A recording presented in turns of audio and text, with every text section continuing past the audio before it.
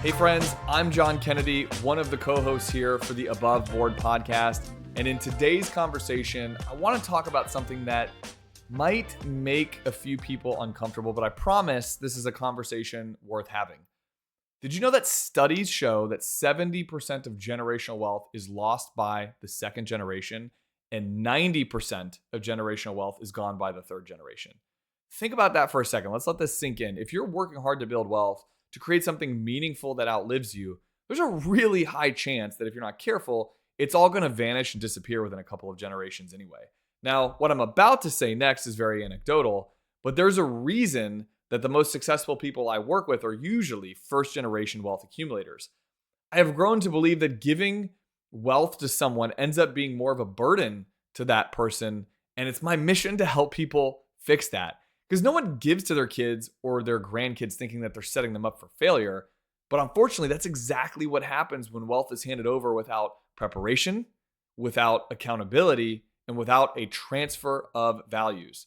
Because wealth on its own, it's neutral, right? Like it's neither good nor bad. What determines whether it's a blessing or a curse is how it is received. And again, I'm not talking just statistics here. I have seen this happen. A family spends decades building something, a successful business, a strong investment portfolio, a legacy. And then somewhere during this process, it's kind of their aim to protect their kids. And yes, I'm also referring to adult children in this conversation, but protect their kids from the hardship of life or the work and responsibility and sacrifices that it took to get there. And then when wealth is passed down, it just doesn't have the impact you had hoped. It doesn't land the way that you thought it would. Because the next generation, they didn't have to struggle to build, to grow, and to learn. They're often just comfortable enough that they didn't have to feel that weight of responsibility or hardship. So they don't really understand the responsibility of preserving the wealth that's transferred to them. And how could they? Like, it's not necessarily their fault if money, support, or aid just sort of appears without context to them. Without any kind of clear understanding of how it's earned or what the sacrifices were, it's easy to see that for someone in that situation, it just kind of wealth exists rather than something that required stewardship. Again, this is not about blaming anybody. It's about recognizing the pattern, because the pattern is what's predictable. Wealth without responsibility breeds entitlement. Now, for the folks that have followed the show for a while, you know I love repeating quotes in this podcast. So without further ado, here's the quote of the day that I'm going to say twice. Wealth without responsibility breeds entitlement. Let me be clear about something. I'm not saying you shouldn't leave money to your kids or your grandkids. That is not the talk track for today's conversation. What I am saying is that with generational wealth, if it's truly meant to be a gift, it needs to come with more than just a bank account. It needs a plan. It needs boundaries. And most importantly, it needs context. So how do we do this the right way? How do we make sure that the wealth you worked hard for to accumulate actually helps the next generation instead of hindering them?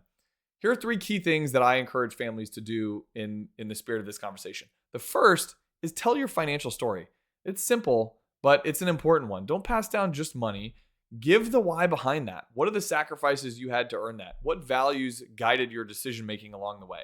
The second one is using trusts to set boundaries. Instead of giving lump sums of money, consider setting up a trust that has clear guidelines on how funds can be used. For example, things like education, home purchases, starting a business, charitable giving, and so on. The list could go on for the boundaries that you want to create around this, but structure creates accountability. This is a really easy solution, guys, and yet for some reason, often this is only done by the high net worth clients that we serve, but I got to tell you, it is not as expensive as you might think to do this type of thing. And then the third one is teaching stewardship and not just spending. If you're lucky enough to still have young kids at home, don't just shelter them from financial hardship or burdens. Use money lessons to teach them about hard work. Financial literacy is truly a gift. And also, I feel it's important to say this on today's podcast, but one of the biggest financial mistakes that I see folks make is when they prioritize passing down wealth before they've even secured their own financial stability. Let me be clear. If you run out of money in retirement because you gave too much away too soon, you're not helping anyone. You're just shifting the burden onto your family. So first things first, Let's get your own retirement locked in. And then once that's in place, and only then, should we really be having a conversation about legacy planning and wealth transfer. The final thought for today as we're wrapping this conversation, again, wealth is only a gift if it empowers somebody. And so as we're wrapping today, I'd like to implore you to redefine what it means to leaving a legacy. Let's make sure that we're passing down not just money, but we're passing down things like wisdom, values, and the mindset of responsibility. If this at all resonates with you, I would love to hear your thoughts. What has your experience been with wealth transfer? Whether it, maybe it's how it's impacted your family or some family conflict that you've seen or experienced, or watching a friend from afar deal with a wealth transfer or an inheritance. I would love to hear your thoughts in the comments. And as always, thank you so much for listening to the Above Board podcast. On behalf of Rich, Matt, and myself, we love doing these episodes. We love having these conversations, and we look forward to seeing you next week. See ya.